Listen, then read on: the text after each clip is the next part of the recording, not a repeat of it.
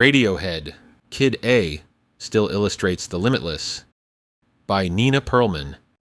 Back in 1997, when electronica was at its mainstream peak and rock had yet again been pronounced dead, an unassuming band by the name of Radiohead stepped forward and declared that, in fact, rock was very much alive. The British quintet was the least likely contender to be dubbed the savior of rock. Up till then, the Oxford-born Englishmen had been written off as one-hit wonders, based on their 1993 grungy hit, Creep. Never mind that their second album, 1995's The Bends, still stands as one of the most lush and layered examples of what a band can do with three guitars.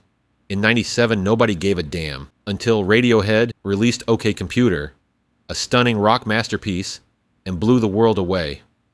3 years later, amid much anticipation, Radiohead have recorded the follow-up to OK Computer, and once again, they've exceeded all expectations. But for those who still look to Radiohead to re-revive rock from its current catatonic state, alt-rock and rap metal, the album may leave you scratching your collective head. Kid A still illustrates the limitless possibilities of rock music, but it doesn't offer much in the way of traditional rock. Verse-chorus-verse often deteriorates into one long verse, and succinctly delineated guitar riffs are few and far between. This time, Radiohead haven't so much saved rock as they've redefined what the term means. With OK Computer, Radiohead addressed the danger of dehumanization inherent in a world so wrapped up in technology. With Kid A, they play out this line of thought. Just as modern-day society has replaced people with machines, so do Radiohead turn to computers rather than human beings to make their music. The title track exchanges Phil Selway's drumming for mechanized beats. While Tom York's vocals are traded for a computerized voice, Radiohead have already used this latter trick on OK Computer.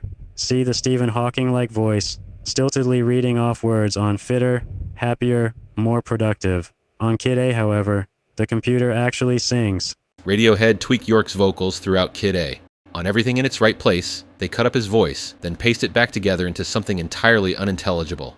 And on the ambient instrumental Tree Fingers, they get rid of his voice altogether. But York's voice isn't the only thing they mess with. Morning Bell features plaintive vocals and soft, padded organ chords and insistent, syncopated drums that blow the whole lullaby effect to hell. And with Idioteque, Radiohead beat any would-be remixers to the punch, as they give the song a techno bass which makes the track surprisingly danceable.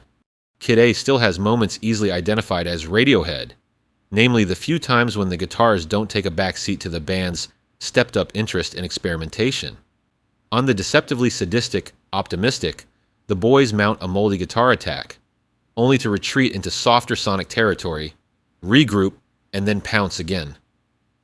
On How to Disappear Completely, they use both lightly strummed guitars and an entire string orchestra to reach the same heights of pain beauty as they did on The Bends. But these moments never last for long. The national anthem starts off with a recognizable Radiohead riff, and then ends in a free-for-all as squawking horns invade the proceedings like a gaggle of discordant geese. The greatness of a band is never measured by its best album. It's also measured by how it chooses to follow that album up.